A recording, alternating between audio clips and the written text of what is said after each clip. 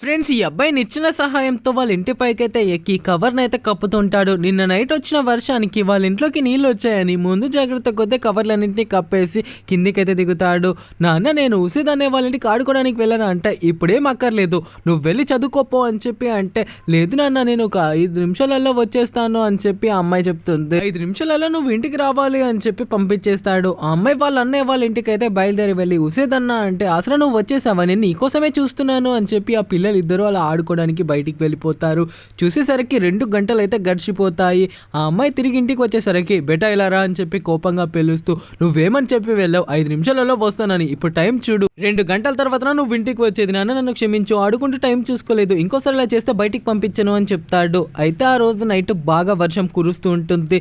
అయితే ఇతని పైన నీళ్లు పడుతుంటే, ఈ నీళ్ళు ఎక్కడి నుంచి పడుతున్నాయని చూస్తే, అమ్మ అలా చూడు, పొద్దునే కదా కవర్ కప్పాను, ఇప్పుడేంటి మళ్ళీ నీళ్లు పడుతున్నాయి అంటే, బేటా నువ్వు కవర్ సరిగ్గా కప్పనట్టున్నావు, అక్కడ నిచ్చెనుంది, తొందరగా ఇంటి పైకప్పు పైకెక్కి ఆ కవర్ ని సరిగ్గా కప్పు అని చెప్తూ ఉంటాది. ఆ అబ్బాయి పక్కనే ఉన్న నిచ్చెను తీసుకొని ఇంటి పైకప్పు పైతే ఎక్కి ఆ కవర్ ని సరిగ్గా మళ్ళీ కప్పి కిందికైతే దిగుతాడు. బేటా ఈ వర్షం ఈ రోజు ఆగేలా లేదు, ఆ సామాన్ని తీసి బల్ల పైన పెట్టేసే అని చెప్తే, సరే అమ్మా అని చెప్పి ఆ సామాన్ అంతా తీసి ముందుగానే ఆ బల్ల పైన పెట్టేయడంతో కొద్దిసేపట్లోనే బోల్డ్ నీళ్ళు అయితే వాళ్ళ ఇంట్లోకి వచ్చేస్తాయి.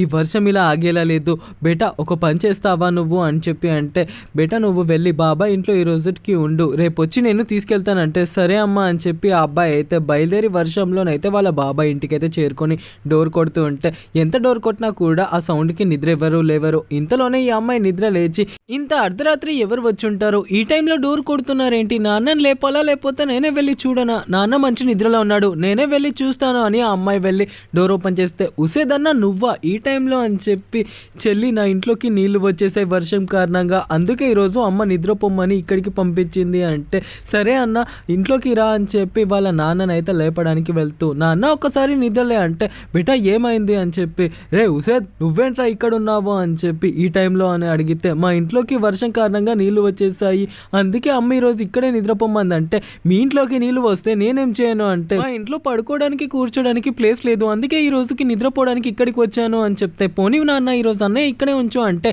ఏంటి ఉంచేది, ముందు మా ఇంట్లోనే జాగలేదు, వెళ్ళరా నువ్వు నీ ఇంటికి బయలుదేరి అంటే, ఈ రోజు ఒక్కరోజు, రేపు మా అమ్మ వచ్చి తీసుకెళ్తుందట అంటే, అదంతా కుదరదు, ముందు వెళ్ళరా అని చెప్పి ఆ అబ్బాయిని అయితే బయటికి నెట్టేసి వాళ్ళు డోర్ పెట్టుకుంటారు.